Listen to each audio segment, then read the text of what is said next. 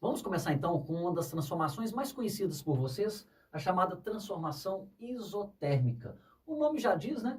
É aquela em que a temperatura vai permanecer constante durante o processo de transformação. Um detalhe que pouco livro menciona, o processo isotérmico, ele é um processo que ocorre lentamente. Você lembra da transformação adiabática, aquela do aerosol, lá dos sprays, inseticidas? Aquela é uma transformação que ocorre rapidamente. Se bem que nas transformações isobáricas, elas também têm um processo lento, mas em geral, o processo lento aparece mais nos processos isotérmicos do que nos outros, tá bom? Agora, vem cá. PV não é igual a nRT? O que eu sei? Vamos usar a técnica das setinhas que a gente já fez bastante lá na aula de circuitos elétricos. Circuitos não, de eletrostática. Quem que não está mudando aqui? Olha, eu sei que a temperatura não muda. Se a temperatura não muda, a gente vai sombrear a grandeza e bota um sinalzinho de igual. Quem mais não está mudando? O R. O R, aliás, nunca muda. O número de mols também não está mudando. Ora, então eu tenho que P vezes V é igual a um valor que não muda. Logo, se você mantiver o número de mols constantes e a temperatura, então para NT constantes, o que nós teremos? Que a pressão é inversamente proporcional ao volume. E o que significa matematicamente isso? Que se o volume aumentar 2 vezes, a pressão do gás vai diminuir na mesma proporção, 2 vezes. Olha, gente, muitas provas gostam de cobrar mesmo, são os gráficos das transformações, e algumas pedem até para fazer alguns cálculos. O problema do gráfico é que muitos têm problema com matemática. Se você assistiu a minha aula de ótica que está lá no canal, ou se você assistiu a minha aula de eletrostática na parte lei de Coulomb, eu fiz esse comentário lá. Se você já assistiu essa aula, você pode dar uma adiantada no vídeo e pular essa parte, porque isso aqui é um repeteco de todas as equações e gráficos que é importante que você saiba. Então, antes da gente voltar para cá, vamos fazer uma revisãozinha rápida de matemática. Quando eu falo que y é diretamente proporcional a x, o que eu estou dizendo? Que se o x aumentar 5 vezes, y aumenta na mesma proporção. Jacques, e se fosse diminuindo? Pois é, se o x diminuir 10 vezes, y diminui 10 vezes. O gráfico de grandezas que são diretamente proporcionais é sempre uma reta inclinada passando pela origem. Tranquilo? E se y for diretamente proporcional a x ao quadrado? Então, se x aumentar 4 vezes, y vai aumentar 4 ao quadrado. 16 vezes. É uma função quadrática, né? O gráfico é uma parábola. Se y for inversamente proporcional a x, se x aumenta 3 vezes, y vai diminuir 3 vezes. E o gráfico disso é o que nós chamamos de hipérbole, chamada hipérbole equilátera. Se a gente passar uma bissetriz aqui cortando esse quadrante, esse lado é simétrico a esse aqui. Então, essa curva é chamada de hipérbole. Já que está parecendo uma parábola. Não, nem pensar. Parábola tem essa característica e toda parábola pode cortar tanto o eixo x quanto o eixo y. A hipérbole, não. A hipérbole aqui, ela sempre é uma curva que a gente vai falar que é uma assíntota. Ela vai aproximando dos eixos, mas nunca vai tocar ou cortar esses eixos. Tudo bem? E se y for inversamente proporcional ao quadrado de x? Então, se x aumentar 3 vezes, y vai diminuir 3 ao quadrado, 9 vezes. E o gráfico é uma hipérbole também. Só que não é uma hipérbole equilátera. Isso aqui é chamado de hipérbole cúbica.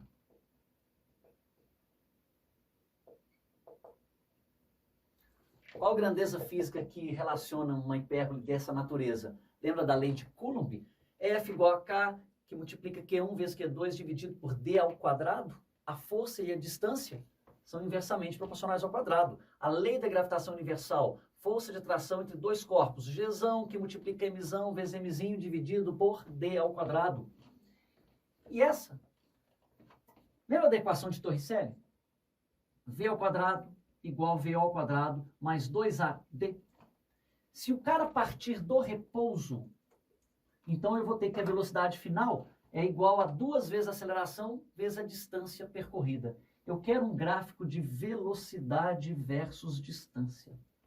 Essa caiu no Enem tem uns 2 anos. Quando eu vi essa questão, eu imaginei, nossa, pouca gente vai acertar isso. Porque você não está habituado a treinar gráficos dessa natureza aqui. Porque o gráfico de velocidade por distância vai ser a raiz quadrada de 2AD. Como é que seria esse gráfico, então? Então, eu estou colocando aqui, ó. Se y for diretamente proporcional à raiz quadrada de x, significa que se o x aumentar 4 vezes, o y aumenta raiz quadrada de 4 2 vezes. Tá, mas qual é o formato do gráfico? Gente, o macete é você enxergar que essa função, se eu elevar ao quadrado, eu vou ter que y ao quadrado é diretamente proporcional a x. É essa trocada. Ué, mas então é uma parábola? Exatamente. Só que você está acostumado a ver uma parábola sempre em torno do eixo y. Agora essa parábola ela vai ficar em torno do eixo x. O gráfico, então, aqui ó, é uma parábola. Vou chamar de parábola deitada. Deitada entre aspas, tá? Para ficar completo, só para você enxergar, ó, a parábola teria aqui, assim como essa parábola aqui, ó, você teria ela completa desse jeito. Pessoal, saber esses gráficos é fundamental em transformações gasosas, porque vai ter gráfico de pressão por volume, vai ter gráfico de pressão por temperatura, vai ter gráfico de volume por temperatura. E como eu sei que PV é igual a nRT, dependendo de quais grandezas eu vou relacionar, o gráfico que você vai adotar vai depender da natureza matemática apresentada na equação. Então isso aqui você tem que guardar, viu? Põe isso num post-it, caso ainda não tenha feito nas outras videoaulas que eu pedi para você fazer, prega no espelho e memoriza isso aqui. Você tem que saber dominar uma equação e seu respectivo gráfico. Pois bem, então vem para cá. Como que é o gráfico de pressão versus volume para a transformação isotérmica? Não são grandezas inversamente proporcionais? Ah, mas inversamente proporcionais é uma hipérbole. Então aqui, ó, eu vou ter uma hipérbole equilátera, que na física a gente chama de isoterma.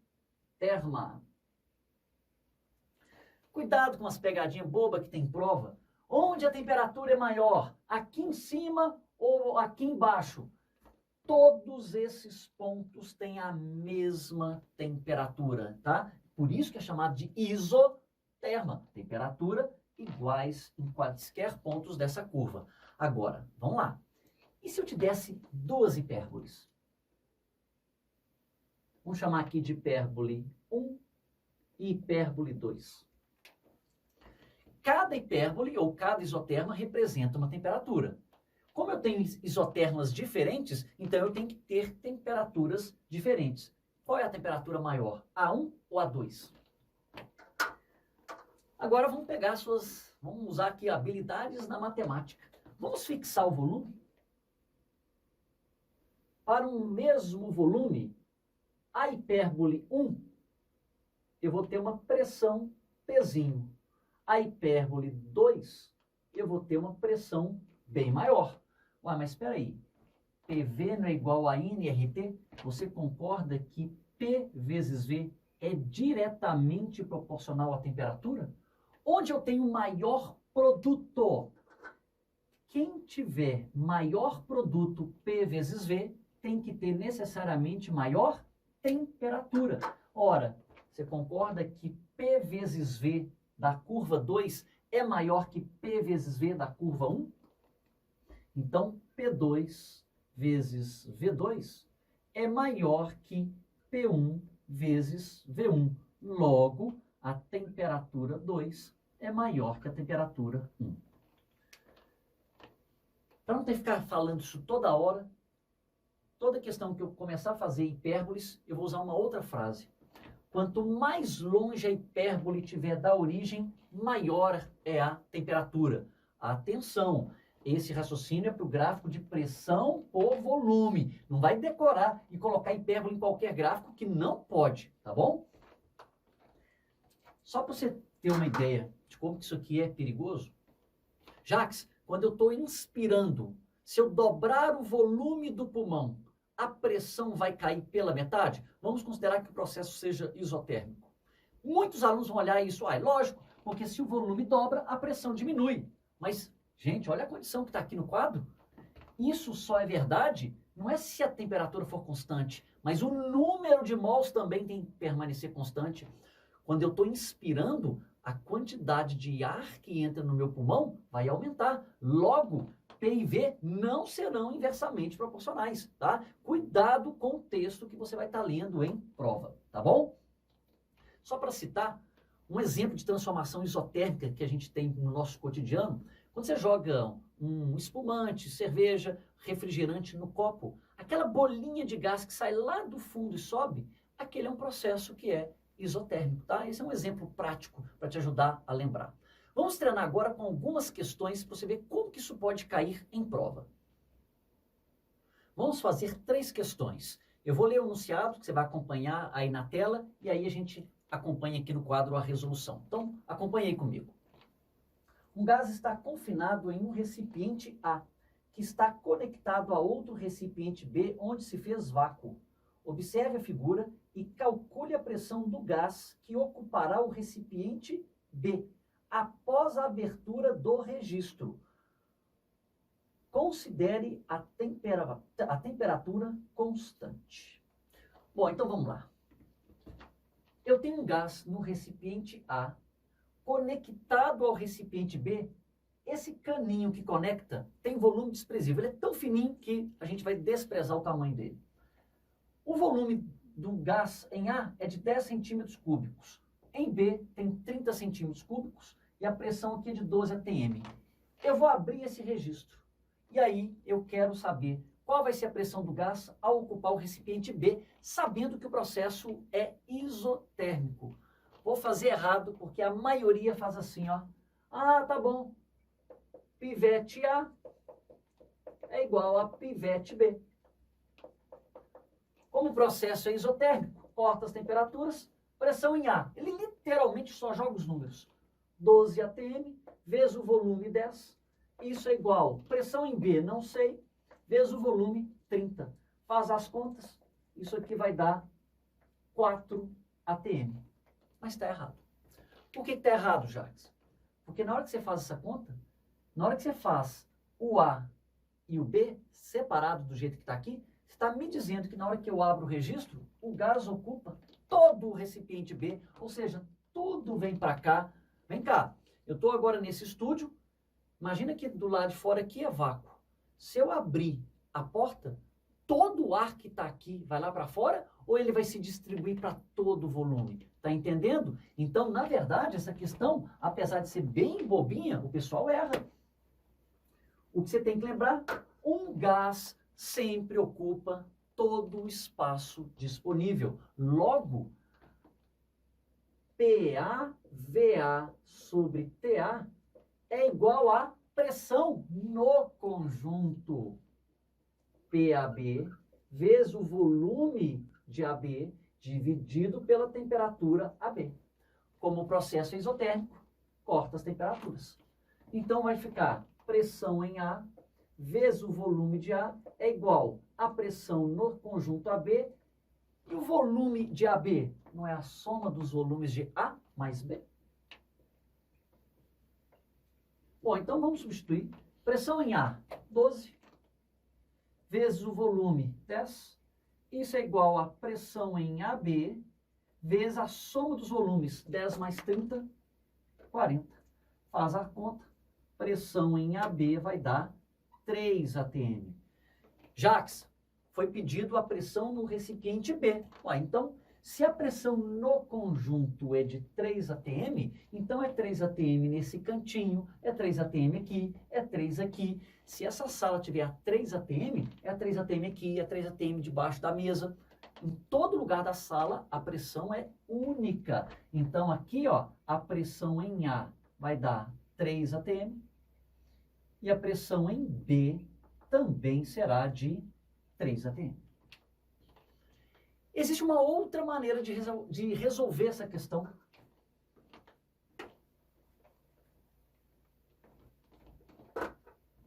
Você poderia pensar em número de mols. Na hora que eu abro o registro, as moléculas não vão se distribuir para A e B, então o número de mols total vai ser o número de mols em A mais em B. Inventando números, se tivesse aqui 100 moléculas, no fim das contas vai ter quantas moléculas no total? Continua 100. Por exemplo, 40 aqui e 60 do lado de cá. O problema é que eu não sei quantas moléculas que tem. Então, fazendo isso, PV não é igual a nRT? Então, N não é PV sobre RT? Pega isso e joga lá.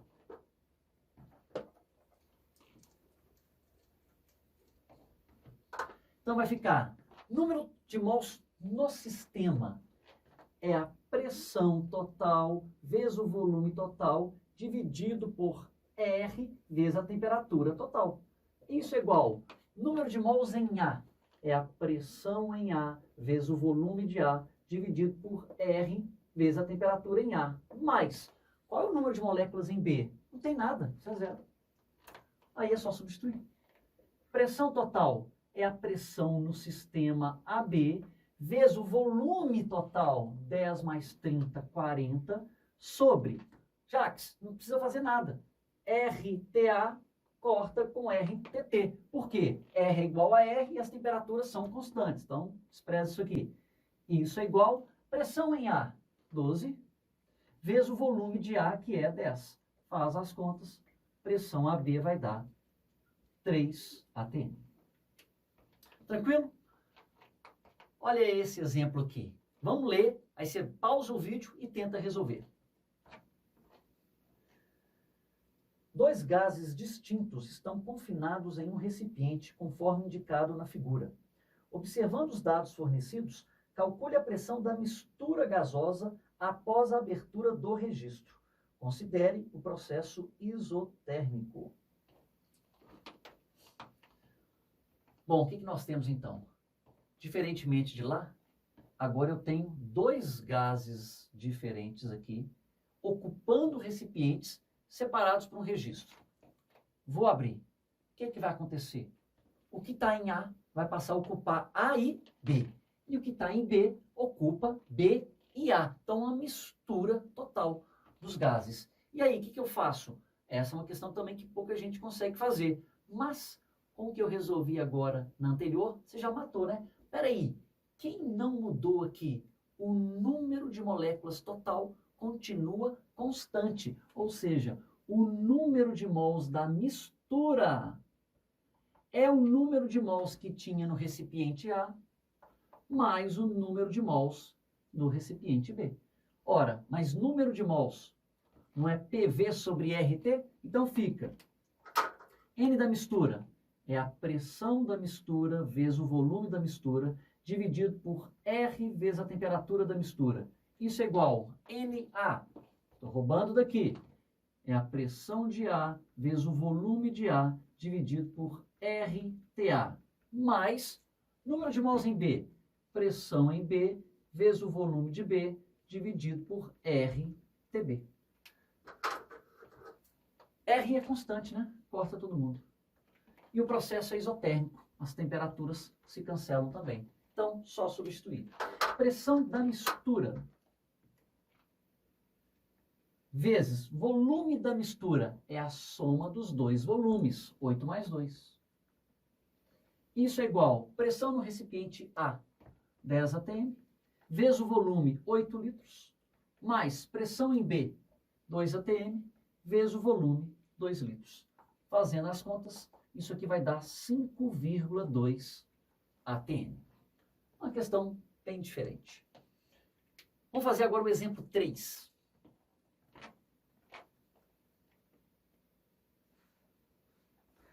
Uma bolha de ar de 100 centímetros cúbicos está a 5 metros de profundidade em uma piscina e sobe isotermicamente para a superfície. Sabe-se que a pressão atmosférica local vale 1 atm e que uma coluna de 10 metros de água exerce uma pressão de 1 atm. Calcule o volume da bolha ao tocar a superfície. Pessoal, esse assunto agora mistura gases com hidrostática. Então, vamos fazer o desenho do que está acontecendo. Ele fala que a bolha está a 5 metros de profundidade. Então, vamos considerar que ela está aqui. Durante a subida, aumenta ou diminui a pressão sobre a bolha? Vamos pensar o inverso. Todo mundo que já mergulhou. Quando você vai indo cada vez mais fundo na piscina, não chega uma hora que dói os ouvidos? Porque a pressão está aumentando. Lembrando de um detalhe. Quem pressiona os meus ouvidos agora? A atmosfera. E quando eu mergulho, quem me pressiona? A água. Só que a água não é pressionada pela atmosfera. Então, quando a gente mergulha, você está sendo pressionado duplamente pela água e pela atmosfera. Beleza. Então, esse cara vai subir. Se a pressão diminui e a temperatura não muda, desculpa, se a pressão, aliás, é isso mesmo, à medida que ele sobe, a pressão diminui. Se a pressão diminui e a temperatura fica constante, então o volume aumenta. Então essa bolha ela vai inchando. Quando ela chegar na superfície, ela está maior. Vamos chamar aqui de 1 e aqui de 2. Bom, o que está acontecendo? Tem vazamento de moléculas? Está entrando moléculas? Não. Você pode usar, então, pivete 1 igual a pivete 2. Como o processo é isotérmico, corta as temperaturas. Agora que vem a novidade. Qual é a pressão exercida em 1? Aí você tem que lembrar lá da hidrostática. Na superfície existe uma pressão atmosférica. E quando você mergulha, existe uma pressão exercida por uma coluna de líquido. O chamado princípio de Stevin, que diz que a pressão em um ponto do líquido vai ser a pressão atmosférica mais a pressão da coluna de líquido. O que eles chamam de pressão hidrostática. Tem até uma fórmula, não precisa saber aqui, mas eu vou colocar. A pressão da coluna de líquido é dada pela densidade do líquido vezes a altura vezes a gravidade. Não precisamos disso aqui nessa questão. Bom, ele fala no enunciado que uma coluna de 10 metros de H2O exerce 1 atm. Ué, mas então, como ele está a 5 metros de profundidade, 5 metros de profundidade vai gerar uma pressão de quantos atm? Meio, não é? Então, o que nós temos? Qual é a pressão em 1? A pressão em 1 é a pressão atmosférica mais a pressão da coluna de líquido. Pressão da coluna de líquido. Vezes o volume da bolha, que eu vou chamar de V1, isso é igual. Qual é a pressão lá na superfície? Uai, na superfície tem apenas a pressão atmosférica. Vezes o volume da bolha lá quando chega na superfície, V2. Pressão atmosférica, o enunciado falou que diz que vale 1 atm, mais pressão da coluna de líquido. Se 10 metros de água exerce 1 atm, 5 metros, meio atm. Vezes o volume, que ele disse que é de 100 centímetros cúbicos. Isso é igual à pressão lá em cima, que é de 1 atm vezes V2. Faz a conta. Isso aqui vai dar 150 centímetros cúbicos.